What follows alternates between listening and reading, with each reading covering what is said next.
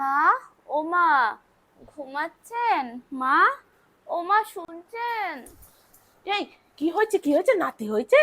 না না মা, আপনি তো শুয়ে আছেন, আমি আপনাকে ডাকছিলাম, একটা কথা বলার জন্য এসেছি। তা ষাঁড়ের মতো গা গা করে চিল্লি বাড়ি মাথায় করছো কেন? হ্যাঁ, আমি একটু শুলাম, রাতে ঘুম হয়নি কালকে, সেটাও তোমার সহ্য হলো না? আসলে মা, আপনার ছেলে না এই নাইটিটা কিনে নিয়ে আসলো। শরীরটা না বেশি একটা ভালো না, এই অবস্থায় আমাকে একা একা সব কাজ করতে হয় না। শাড়ি পরে খুব কষ্ট হয়, হাফদম লাগে, যদি একটু নাইটি পরে আরাম লাগে সেটাই আপনার থেকে পারমিশন নিতে এসেছিলাম। বলছে দেখো, ওনাকে দিয়ে যেন সমস্ত কাজ করানো হয় বাড়ির। বড় তো দুটো রান্নার খাওয়া, আবার কি কাজ!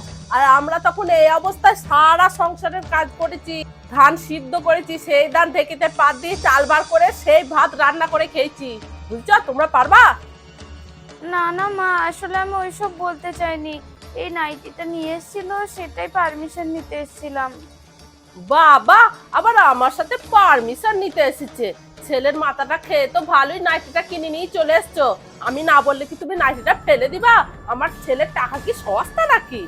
শোনো বৌমা, তুমি নাইটি পরো আর যাই পরো, আমার কিন্তু নাতি চাই। যদি নাতি দিতে না পারো না, তোমাকে ঘাট ধাক্কা দিয়ে বাড়ি থেকে বার করে দিয়ে বাবুর আবার বিয়ে দেবো আমি। আর এটাই আমার শেষ কথা। আমার গর্ভে ছেলে আছে না মেয়ে আছে, আমি সেটা কি করে জানবো? হে ঈশ্বর, এ কেমন ভেদাভেদ! যার এখনো সৃষ্টি হলো না তাকে নিয়ে ভেদাভেদ শুরু হয়ে গেল। আচ্ছা, আমার গর্ভে যদি ছেলে না হয়ে মেয়ে হয় তাহলে আমাকে বাড়ি থেকে বের করে দেবে। মেয়েরাই আসল শত্রু হয় মেয়েদের। একটা পুরুষ মানুষ একটা মেয়েকে যতটা বোঝে, তার অর্ধেকও একটা মেয়ে মেয়েকে বোঝে না।